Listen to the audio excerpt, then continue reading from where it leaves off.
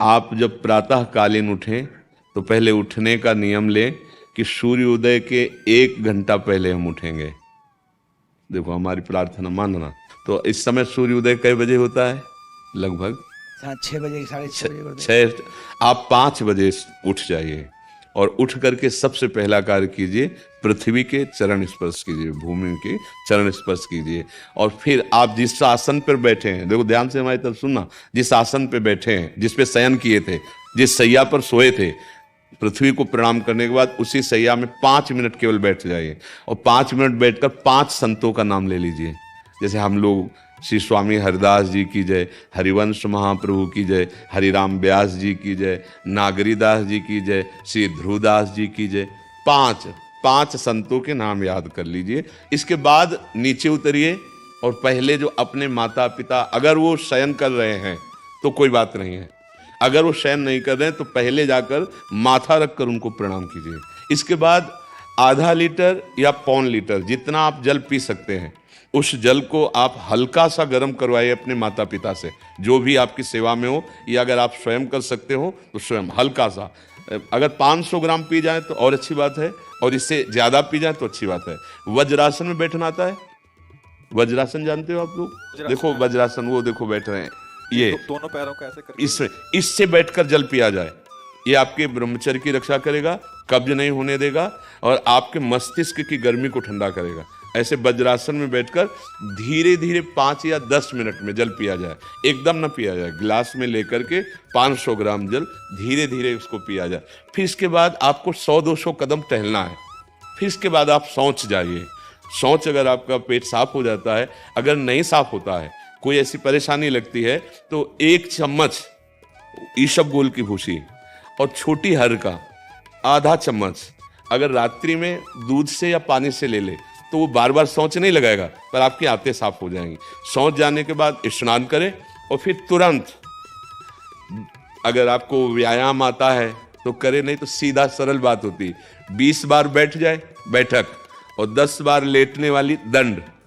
और इसके बाद जो अनुलोम विलोम, जो इससे खींचे इसे छोड़ दे, इससे खींचे इसे छोड़ दे, इसके बाद दोनों हाथ ऐसे करके 7 बार ऐसे करे, सीधा खींचे और सीधा छोड़ दे। इतना ही तुम्हारे लिए प्राणायाम की आवश्यकता है। अब अपनी दिनचर्या में लग जा। जो पढ़ाई का कार्य दिया गया है, आगे तुम्हें और भजन की बात हम नहीं कह रहे, जो पढ़ाई का कार्य दिया गया है वो भगवान की ही पूजा है। आपकी दिनचर्या जो आपको अपने गुरुजी या टीचर जी को जाके प्रमाणित करनी है, कल जो पढ़ाई गई थी आज के लिए, वो आप सुबह सुबह उस समय व्यायाम के बाद, तो आप देखना आपकी स्मृति बहुत प्रवीण हो जाएगी।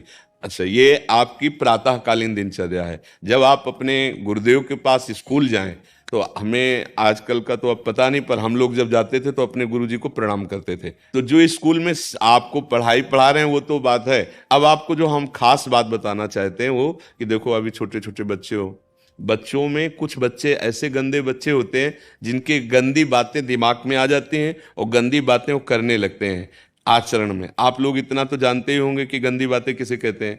आप लोगों के पास अगर मोबाइल है तो कभी गंदी बात देखना नहीं। कोई भी बच्चा अगर गंदी बात दिखाए तो अपने टीचर से या अपने माता पिता से जाके शिकायत करनी चाहिए, वो बहुत हानिकारक होती है। कभी कोई भी गंदी बात अपने द्वारा नहीं होनी चाहिए। अभी आप नवीन जीवन धारण किए हुए हैं, आप भगवान की प्राप्ति, देश की भक्ति और बहुत अच्छे अच्छे पदों में जा सकते हैं। अच्छे पवित्र आचरण और पवित्र संस्कार।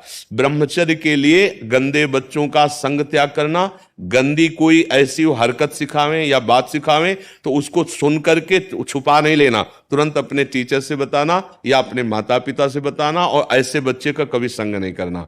और रात्रि के सोते समय ये जरूर ध्यान देने वाली विशेष बात है, रात्रि के सोते समय जो भगवान का नाम प्रिय, जैसे इन लोगों ने आप लोगों को बताया राधा वल्लभ श्री, तो सोते समय बस प्रार्थना करो कि हे प्रभु, आज दिन हमारा जो भी गलती हुई हो वो हमको आप प्रार्थना करते हैं कि आप हमें समझाओ क्या हमसे गलती हुई।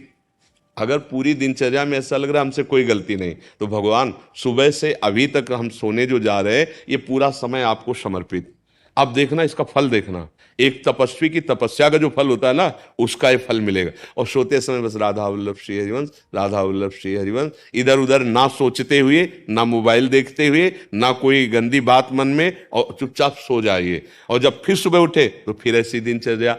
और पढ़ाई इस समय तुम्हारा भजन है।